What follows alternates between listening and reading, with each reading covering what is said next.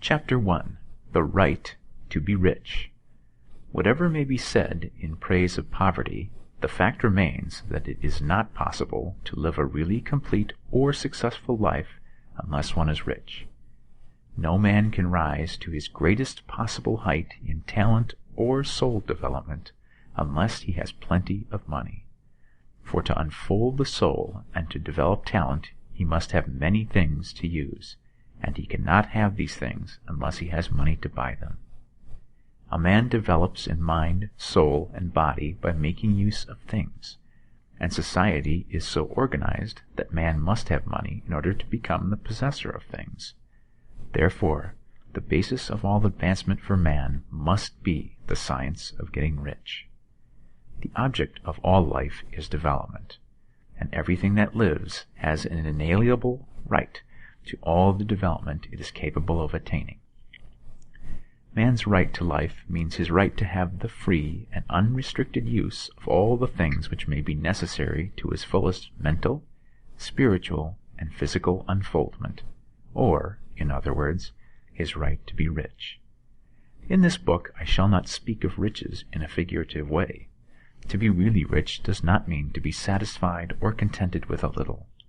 No man ought to be satisfied with a little if he is capable of using and enjoying more.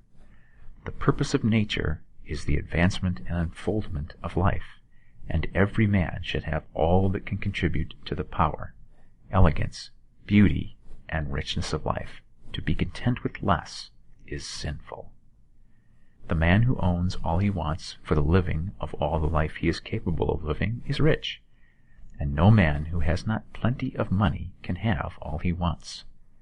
Life has advanced so far and become so complex that even the most ordinary man or woman requires a great amount of wealth in order to live in a manner that even approaches completeness. Every person naturally wants to become all that they are capable of becoming. This desire to realize innate possibilities is inherent in human nature. We cannot help wanting to be all that we can be. Success in life is becoming what you want to be. You can become what you want to be only by making use of things, and you can only have the free use of things only as you become rich enough to buy them. To understand the science of getting rich is therefore the most essential of all knowledge. There is nothing wrong in wanting to get rich. The desire for riches is really the desire for a richer, fuller, and more abundant life, and that desire is praiseworthy. The man who does not desire to live more abundantly is abnormal, and so the man who does not desire to have money enough to buy all he wants is abnormal. There are three motives for which we live. We live for the body, we live for the mind, and we live for the soul. No one of these is better or holier than the other. All are alike desirable, and no one of the three, body, mind, or soul, can live fully if either of the others is cut short of full life and expression. It is not right or noble to live only for the soul and deny mind or body, and it is wrong to live for the intellect and deny body or soul. We are all acquainted with the loathsome consequences of living for the body and denying both mind and soul, and we see that real life means the complete expression of all that man can give forth through body, mind, and soul.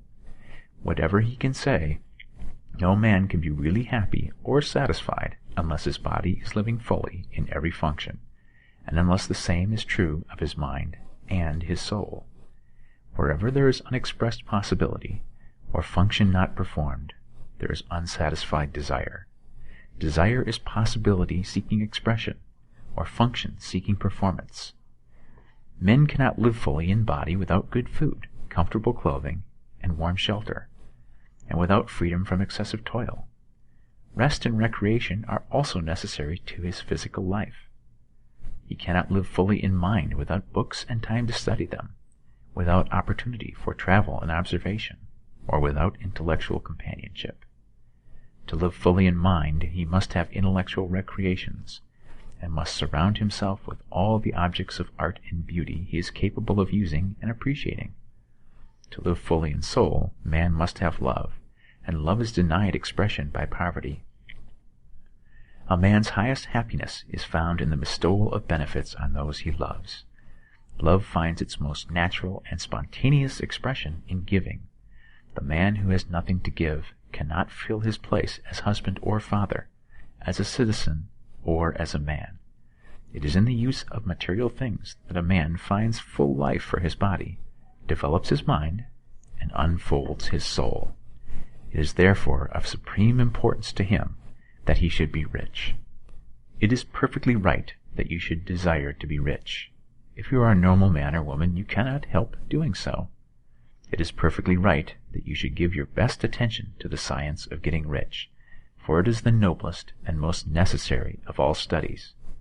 If you neglect this study, you are derelict in your duty to yourself, to God, and humanity, for you can render to God and humanity no greater service than to make the most of yourself.